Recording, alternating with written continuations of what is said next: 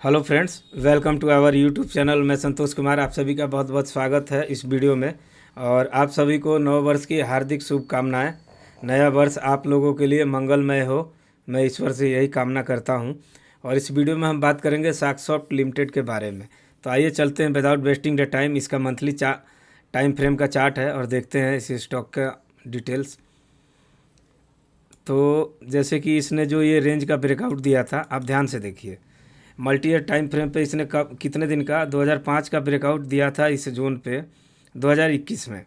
ठीक है दोस्तों, और 21 में ये जो इसने ब्रेकआउट दिया, ठीक यहाँ देखिए चार्ट को अगर थोड़ा सा हम जूम इन करेंगे तो आप देखिए रीटेस्ट का कॉन्सेप्ट क्या होता है।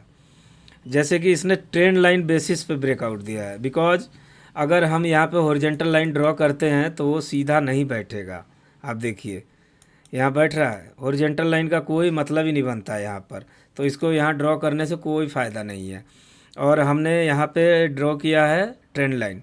ट्रेंड लाइन बेसिस पे इसने इस कैंडल से ब्रेकआउट किया। यहाँ अगर आप वॉल्यूम का कॉन्फर्मेशन लेना चाहें तो ले सकते हैं।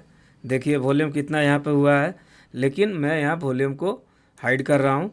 सिर्फ ब्रेकआउट के जोन पे वॉल्यूम का इम्पोर्टेंस देखना पड़ता है, क्योंकि मैं प्राइस एक्शन ट्रेडर हूँ। मंथली और वीकली टाइम फ्रेम पे मेरे को सिर्फ वॉल्यूम और प्राइस से ही पता चल जाता है, प्राइस एक्शन के मेथड पे ही, कि हाँ ये शेयर अच्छा कर रहा है। और बाकी आप क्वार्टरली रिजल्ट जाके चेक कर सकते हैं, उससे भी आपको अच्छा कन्विक्शन मिलेगा। तो आइए चलते हैं डिस्कशन के ऊपर।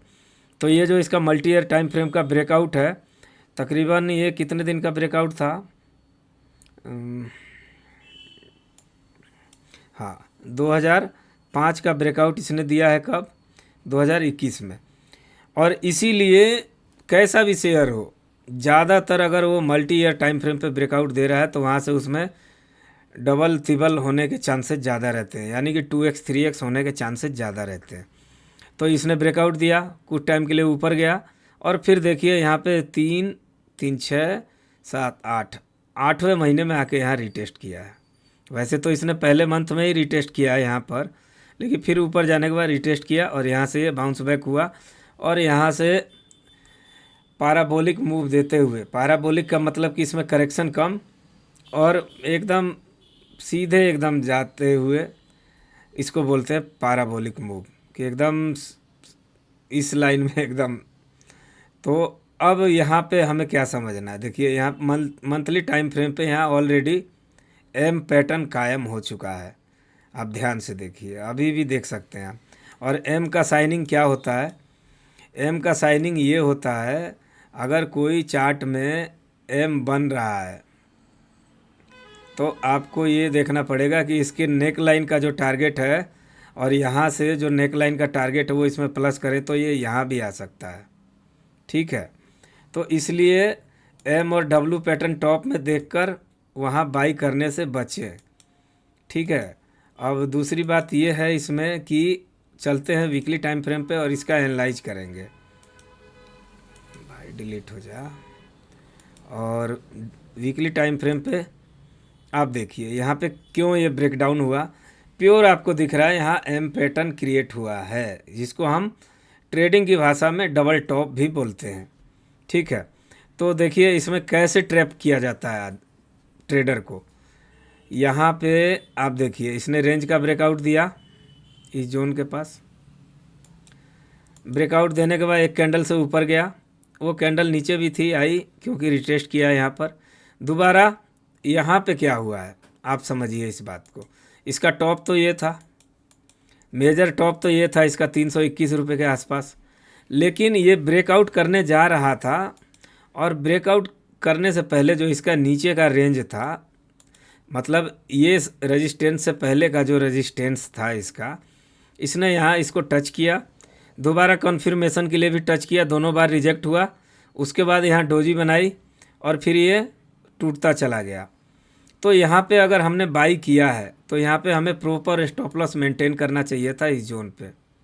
ये जो कैंडल है इसके आसपास अगर हम प्रॉपर स्टॉप लॉस मेंटेन करते हैं, या फिर और भी ऊपर रख सकते हैं, कोई दिक्कत नहीं है, आपके ऊपर है। आप 5% का स्टॉप लॉस ले रहे हो या 7% का, 8% का, 10% का, आपके कन्विक्शन के ऊपर है।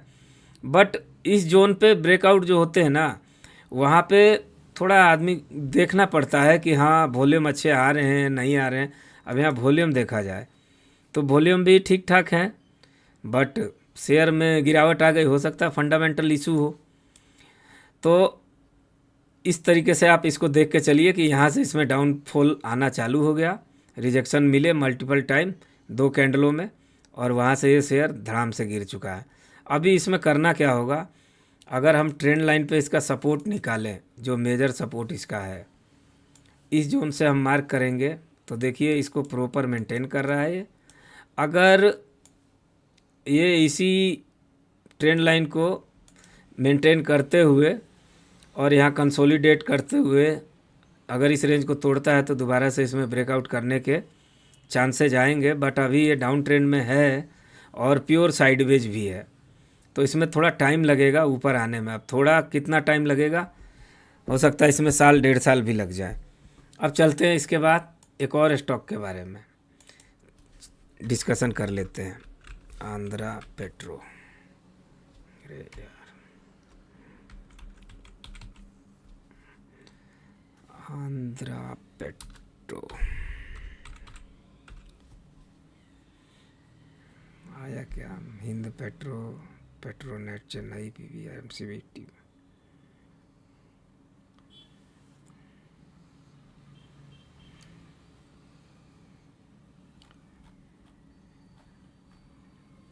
ये तो आ नहीं रहा है। माइनिंग, आंध्रा पेट्रो का क्या कोड होगा, मैं ग्रो में देखता हूँ एक बार। आंध्रा सीमेंट, पेपर, पेट्रोकेमिकल है, पेट्रोकेमिकल।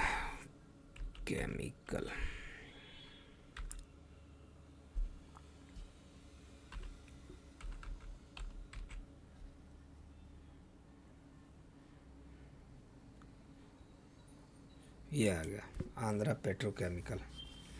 हाँ, तो देखिए इसमें क्या हो रहा है, इस स्टॉक में अगर हम इसका मंथली टाइम फ्रेम का चार्ट लगाते हैं,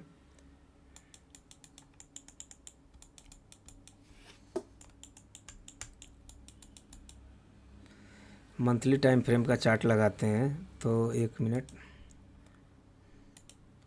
ये स्लीप मोड में चला जाता है। मेरा पीसी का टाइम मैंने स्लीप मोड में कम फिक्स किया है। यहाँ वॉल्यूम को थोड़ा देर के लिए हाइड करेंगे और समझते हैं चार्ट को। तो अगर हम यहाँ पे ट्रेंड लाइन ड्रॉ करें, आप देखिए ट्रेंड लाइन हमने ड्रॉ किया, यहाँ इसने ब्रेकआउट दिया, ब्रेकआउट दे के रिटेस्ट भी किया, लेकिन प्रॉपर यहाँ पे स्टॉप लॉस मेंटेन किया है। स्टॉप लॉस हिट नहीं होने दिया है, कुछ टाइम के लिए नीचे ज़रूर आया है, क्योंकि जो कैंडल से ब्रेकआउट करता है, हमारा एंट्री का क्राइटेरिया इस जोन पे रहेगा जो कि है 22 रुपये, और ये यहाँ स्टॉप लॉस हमें डालना होता है जो कैंडल का नीचे का जगह होता है। हालांकि डाला तो यहाँ जाता है बेस के पास, बट बेस ज़्यादा नीचे है तो हमारा स्टॉप लॉस बड़ा हो जाएगा। अब तो हो गया इस पैटर्न के अनुसार, मैंने आपको समझा दिया, और यहाँ से ये ऊपर गया और फिर देखिए ऊपर से डाउनफॉल आया तो यहीं आके इसने प्रॉपर इस स्टॉप लॉस को मेंटेन किया है और यहाँ से रिवर्सल हुआ। तो अभी इसमें क्या प्रॉब्लम हो गई, प्रॉब्लम इसमें अगर देखा जाए तो देखिए इसने इस जोन पे आने के बाद ब्रेक डाउन दे दिया। अब यहाँ से ये क्या कर सकता है, अगर उम्मीद करता हूँ मैं कि यहाँ से ये इस जोन को सस्टेन करेगा और शायद इन फ्यूचर, अब जैसे यहाँ पे इसने इस तरीके से बनाया, यहाँ पे ऐसे कप विथ हैंडल बनाए और तब ब्रेकआउट देगा, ब्रेकआउट देकर रीटेस्ट करके यहाँ से ऊपर निकलेगा, ठीक है। लेकिन अब शायद मैं जिस तरीके से बोल रहा हूँ उस तरीके से एक्सेप्ट कर रहा हूँ मैं, बट आगे आने वाले टाइम में अब क्या होता है वो तो वक्त ही बताएगा, ठीक है। तो ये 2 स्टॉक का मैंने एनालिसिस किया। कैसा लगा ये वीडियो, अगर वीडियो अच्छा इन्फॉर्मेटिव लगा हो तो ढेर सारा प्यार दीजिएगा। मिलते हैं नेक्स्ट वीडियो में। Thanks for watching this video. जय हिंद, जय भारत, वंदे मातरम दोस्तों।